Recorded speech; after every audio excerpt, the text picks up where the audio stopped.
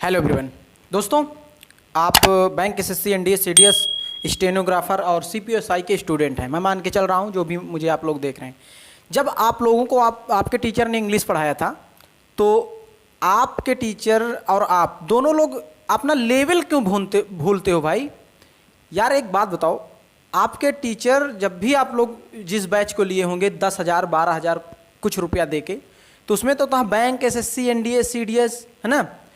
तो इसके बाद वो लोग फिर आपका लेवल भूल के आपको नाउन प्रोनाउन उनकी डिफिनेशन पढ़ाने में लग जाते हैं और 8 से 9 महीने और कोई कोई टीचर एक एक साल आपको ग्रामर में उलझा के रखते हैं। और फिर आपसे कौन से क्वेश्चन बनते हैं इस बात को सोचो। आपसे वही क्वेश्चन बनते हैं जो फार्मूला बेस होते हैं। जैसे नॉट ओनली के साथ बट आल्सो लगता है, आपके सामने वही क्वेश्चन रखे जाते हैं। और जैसे मैं बोलूँ फर्नीचर, फर्नीचर एक ऐसा नाउन है कि ये प्लूरल इसमें नहीं बन सकता, तो उन्होंने क्या किया, इसमें फर्नीचर एस लगा दिया और बोले देखो फर्नीचर प्लूरल होता है इसमें। भाई ये तो फार्मूला बेस हुआ ना, फार्मूला बेस क्वेश्चन। मैं अपनी बात करूं, मुझे मैथ बिल्कुल नहीं आती, लेकिन मुझे फार्मूला बेस क्वेश्चन दोगे तो मैं भी बना लूँगा। भाई a+b के होल स्क्वायर पे जो जो आपका सवाल सेट होगा, मेरे को मैथ बिल्कुल नहीं आती, मैं उसको बना लूँगा क्योंकि फार्मूला मेरे को पता है। तो आपको आपके लेवल को भूल कर वो लोग आपको सेंटेंस कैसे देते हैं, नॉट ओनली के साथ बट आल्सो, और मतलब फार्मूला बेस्ड क्वेश्चन आपसे बनवाते हैं। और जब आप पेपर देने जाते हो वहाँ ऐसे क्वेश्चन आपको देखने को मिल जाते हैं। कॉमन एरर का क्वेश्चन मैंने लिया है, अभी मेरे को भी नहीं पता इसमें क्या एरर हो सकता है, लेकिन ये क्वेश्चन मैंने उठाया है। ये सारे के सारे आए हुए क्वेश्चन है, बैंक पीओ है ना, मतलब हाईएस्ट लेवल के 4-5 पार्ट में ये था, मैंने पार्ट हटा दिया। एक पार्ट होता है नो एरर का, सारे के सारे पार्ट हटा दिया और आपके सामने एक अच्छा खासा सेंटेंस दिख रहा होगा। अगर मैं बात करूं, मुझे ये कॉमन एरर का सेंटेंस मिला है, तो क्या पढ़ के इसमें एरर तुम लोग खोज सकते हो? कभी नहीं होता। जो टीचर पढ़ते पढ़ते एरर जिनको प्राप्त होता है, जो बहुत सारे टीचर को मैंने देखा है, वो पढ़ते पढ़ते उनको एरर समझ में आ जाता है। यार अगर मैं उनसे एक बात पूछूं कि अगर सर आप इस सेंटेंस को पढ़ के एरर खोज ले रहे हैं तो बच्चे को 10-10 महीने ग्रामर किस लिए पढ़ा रहे हैं, उस ग्रामर का क्या मतलब है? तो मैं जो इंसिस्ट करना चाहता हूं मेरे भाई आप लोगों से, वो ये कि आप अपना लेवल मत भूलो, आप अपना लेवल मत भूलो। आपका लेवल हाईएस्ट लेवल है। आप ऐसा महसूस करो कि जो मैं जानता हूं वो ये नहीं जानता। यानी इस स्ट्रक्चर को देखो, यहाँ पे कैसे सेंटेंस को यूज किया गया है, कैसे वर्ड को यूज किया गया है, ये आपके लेवल पे जानना जरूरी है। आप समझें इस बात को कि कॉमन एरर के क्वेश्चन तभी बनते हैं जब आप हर एक वर्ड का ग्रामर जानोगे। अब आपको लग रहा होगा कि मैं ऐसा क्यों कर ले रहा हूं, तो आपको ये इस बात को बिलीव करना होगा कि मैंने खुद से 5 साल इंग्लिश को दिया है। क्यों? क्योंकि मेरे अंदर था कुछ कि यार कुछ तो है इंग्लिश में, तो मैं उस चीज़ को यूट्यूब पर दिखाना चाह रहा हूं कि क्या है। इन सारे वर्ड को हम कैसे पहचाने, इनका प्लेसमेंट होता है। ये फालतू के वर्ड नहीं लगे हुए हैं, ये किसी अपने प्लेसमेंट के आधार पर यहाँ लगे हुए हैं। यानी बात समझो, मैं इस वक्त तुमको एक एग्जाम्पल देने जा रहा हूं कि अगर मैं बोलूं ये पेन है, तुम लोगों को मैं बोलूं ये पेन है, और तुम लोगों ये मुझसे क्वेश्चन ना करो कि सर ये पेन है तो किस काम में आता है, तो सर आपका पढ़ना बेकार है। आपको हथियार तो दिया गया है भाई, आपको पार्ट ऑफ स्पीच पढ़ाई गई है, नाउन पढ़ाया गया, 5 प्रकार पढ़ाए गए, प्रॉपर कॉमन इनके भी प्रकार पढ़ाए गए, बहुत ढेर सारे नाउन पढ़ाए गए, पहचान बताई, लेकिन उस नाउन को सेंटेंस में कैसे और कहाँ पे यूज करते हैं ये किसी ने नहीं डील किया। और यही आपके लेवल पर जरूरी है। नाउन को जानना लेवल पे जरूरी नहीं है। पेन तो भाई मैं ठीक है पेन है, लेकिन ये पेन लिखने के काम आता है, ये मुझे जानना जरूरी है। बैट गेंद तो मैं जान लूँगा, लेकिन वो बैट गेंद खेलने के काम आता है, ये मुझे जानना जरूरी है। तो मैं आप लोगों के सामने अगर गला फाड़ के ये बता रहा हूं कि आप लोगों को आपके लेवल को भुलाकर एक क्वेश्चन, एक फार्मूला बेस्ड क्वेश्चन पढ़ाए जाते हैं आप लोगों को और उलझा के रखा जाता है। ये विश्वास करो, मैं अभी कोई भी चैप्टर ले लूं, आप लोग उसको परेशान हो जाओगे कि आखिर ये रियल में ये है एडवांस इंग्लिश। तो चलो इसका स्ट्रक्चर मैं दिखाता हूं आप लोगों के सामने, इसका स्ट्रक्चर दिखाता हूं और जितनी भी मेरी वीडियो पड़े हैं सबको देख लेना। हर एक वीडियो में आपको 105% गारंटी के साथ सारी चीजें नहीं मिलेंगी। जब हम ऐसे कॉमन एरर के क्वेश्चन को बनाते हैं तो एक चीज पता है ना, मेरे को सेंटेंस मिला है कॉमन एरर पे, तो मैं इस सेंटेंस को नहीं पढ़ूंगा ना भाई, इसका मीनिंग तो होता है ना, क्योंकि sentence is meaningful collection of word. तो अगर मैं इसको पढ़ के अपना समय क्यों लॉस करूं, तो मैं इसको क्या करूंगा, इसके हर एक वर्ड को चेक करना है मुझे, और किसी न किसी एक वर्ड में गलती होगी, अगर नहीं गलती होगी तो ये नो एरर का क्वेश्चन होगा। ठीक है, पढ़ने के लिए जैसे मैं बोलूं, the actor that was busy meeting and greeting people made sure that this day became an extra special one for his parents. अब आपके सामने मैं इस सेंटेंस को रखा, इसमें देखो टीचर बोलते हैं एसवीओ, सेंटेंस का स्ट्रक्चर होता है एसवीओ, और फिर वहीं पे वो लोग हमके कैसे सेंटेंस देते हैं कि मोहित प्लेज वेल। बोलेंगे देखो बेटा ये है सब्जेक्ट, ये है वर्ब, और वर्ब के आगे ऑब्जेक्ट आता, नहीं तो ऐसा दे देंगे। एसवीओ का स्ट्रक्चर दिखाएंगे आपको।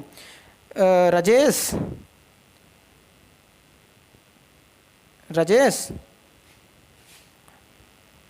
गोज टू मार्केट, ऐसे ऐसे सेंटेंस देते हैं, ऐसे सेंटेंस। ही राइट्स अ लेटर। बोलेंगे देखो ये सब्जेक्ट, ये वर्ब और ये ऑब्जेक्ट। अब मैं आपसे पूछूं, यहां पे आओ ना, दिखाओ ना सब्जेक्ट वर्ब ऑब्जेक्ट हैं। ग्रामर तो पूरा पढ़ा दिए हो तुम लोगों को, मुझसे ज्यादा तुम लोगों को पता होगा रूल, लेकिन क्या मतलब उस रूल का जब यहां पे अप्लाई नहीं हो रहा। चलो सुनो इधर, देखो इसको, द एक्टर, इन्होंने एक नाउन डाला। अब इसमें भी मैं तोड़ सकता हूं, ये नाउन है, ये डिटर्मिनर है, देख लो ध्यान से।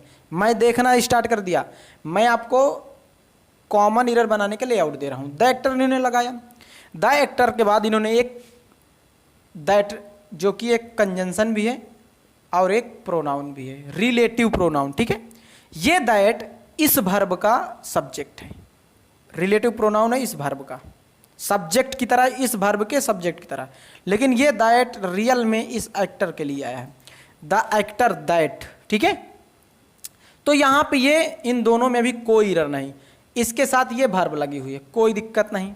अब यहां इस वर्ब के बाद देखो, यहां इन्होंने डाला बिजी मीटिंग एंड ग्रीटिंग, और यहां पीपल।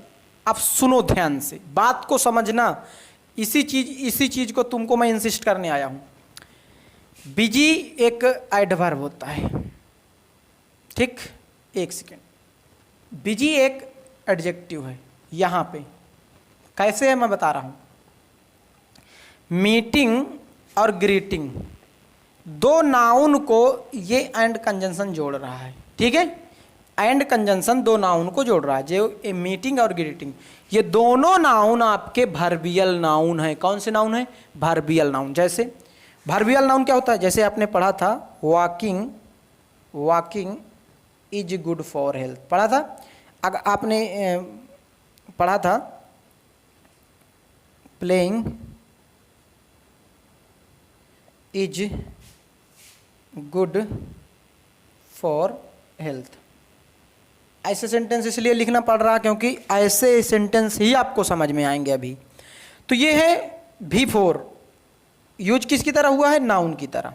क्यों, नाउन की तरह यूज हुआ है और इस वर्ब का ये है सब्जेक्ट। तो यहां पे ये एंड दो नाउन को जोड़ा, एक नाउन ये और एक नाउन ये, यानी ये दोनों वर्बल नाउन है। इस बात को समझना, पहले ध्यान से सुन लो, दोनों कौन से नाउन है, वर्बियल नाउन है। तो नाउन अपने पहले जो कुछ भी लेता है वो एडजेक्टिव लेता है, तो दोनों नाउन अपने पहले एडजेक्टिव लिया, busy meeting and busy greeting. Meeting and greeting, meeting मतलब मिलना और ग्रीटिंग मतलब अभिवादन। अरे कोई भी आता है आपके रिश्तेदार तो नमस्ते सर, मिलते हो आप लोग, ग्रीटिंग करते हो। तो वेरी मतलब बिजी है किसमें, मीटिंग और ग्रीटिंग में। तो इस नाउन ये दोनों वर्बियल नाउन है। अब एक बात बताओ, जब मैंने आपको थोड़ा सा उस दिन बताया था कि जो वर्बियल नाउन होता है वो अपने साथ अपना ऑब्जेक्ट लेके आ सकता है, समझ में आया। यहां पे अगर देखो तो playing is good for health, ये भी सेंटेंस है। यहां मैं लिख सकता हूं प्लेइंग गेम्स। अब देखो ये प्लेइंग और ये गेम्स, ये नाउन है, ये भी नाउन है, ये भी नाउन। लेकिन ये नाउन जो है इस वर्बियल नाउन का ऑब्जेक्ट है। देख लो इधर ऑब्जेक्ट है, नहीं पास पास दोनों नाउन कैसे रख सकते हो तुम, कभी नहीं रख सकते हो।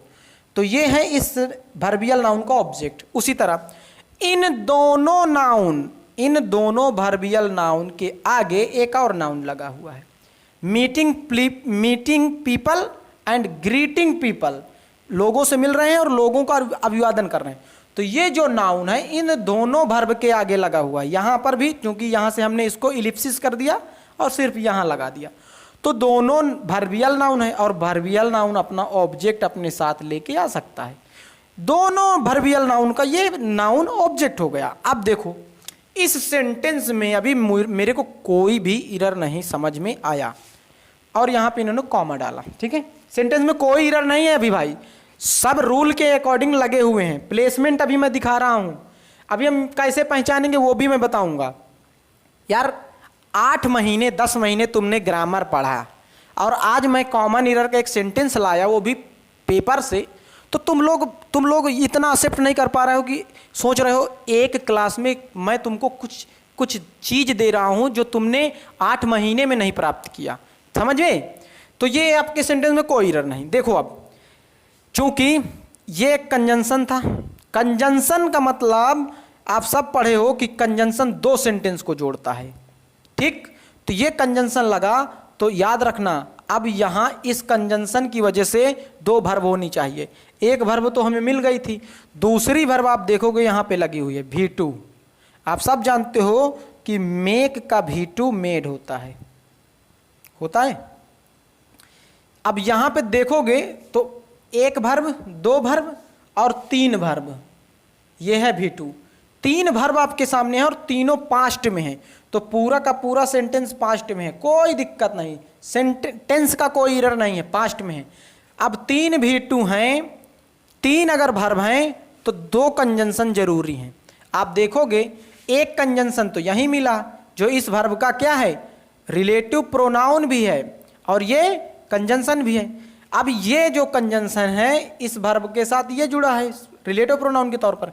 एक कंजंक्शन यहाँ है, आपके सामने 3 वर्ब हैं, आपके सामने 1 2 3 3 वर्ब हैं तो 2 कंजंक्शन हो गए, एक कंजंक्शन ये और एक कंजंक्शन ये, 2 कंजंक्शन हो गए। लेकिन ये सिर्फ कंजंक्शन नहीं है, ये रिलेटिव प्रोनाउन और कंजंक्शन दोनों है यहाँ पर, और यहाँ पर ये सिर्फ कंजंक्शन है, रिलेटिव प्रोनाउन नहीं, सिर्फ कंजंक्शन है। तो यहाँ पे ये जो V2 है इसका सब्जेक्ट फिर कहाँ है, इस V2 का सब्जेक्ट कहाँ है। ये नाउन सब ऑब्जेक्ट हो गए किसके, इसके।